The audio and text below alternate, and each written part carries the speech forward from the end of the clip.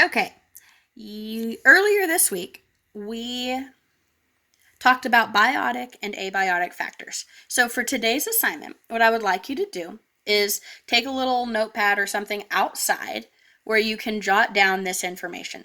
Then you can come back and put it in your document. So what you're going to do is you're going to take a walk around your house or go outside into your yard and write down as many biotic and abiotic factors as you can see.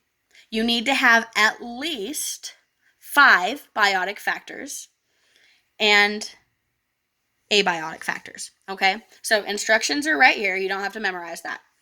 And then we'll just list biotic factors here, abiotic factors down here. And then you've got some questions to answer as we go. So what I'm going to do now is I'm going to show you the example that I made. Okay, so here you can see my example. You'll notice that all of my stuff is highlighted in yellow. Guys, you are doing an example from your walk around or near your house, okay?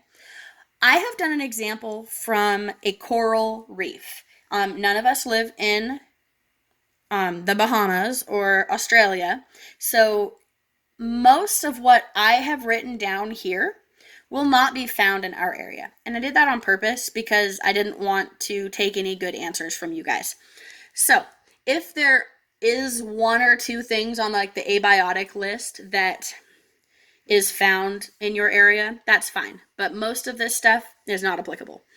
So in my coral reef, under the biotic factors, I listed coral, zooplankton, bacteria, fish, and sharks. Actually, I'm going to stop right here for just a second. And I'm going to show you this picture of the coral reef. So we've got the corals here, lots of fish that live among the corals, and actually all of those colors are from the plankton and algae and stuff that are attached to the coral. So there's lots of life going on in that coral reef down there. I just wanted to show you guys that just in case you'd never seen a picture of what I'm talking about. So back to my example. I've got my list of 5 or more biotic factors. Over on the abiotic side, these are things that are not living and never were living, right? So I've got salt water. You're not going to find a coral reef in a lake or something with fresh water. I've got temperature between 73 and 84 degrees. The coral like to live at a very specific temperature. Light penetration, the amount of light that the producers in that area get really impacts how much energy they're able to produce. The gases dissolved in the water and the waves, okay? So now I'm going to scroll down, maybe if I can find my thing. There we go. And I want to show you how we're answering some of these questions because I'm sure I'm going to get questions on this. So number 1 says, select one of your abiotic factors. So I selected temperature. Then it says, imagine then describe a change that could occur to that factor. For example, if you chose light, maybe a tree got cut down and suddenly there is more light shining on a flower bed, okay? So the change that I said could happen is the temperature could increase because of global warming. And then I need to explain what is that going to do to the ecosystem. So we talked about how ecosystems are how the plants, animals, etc. are interacting with each other and with the environment.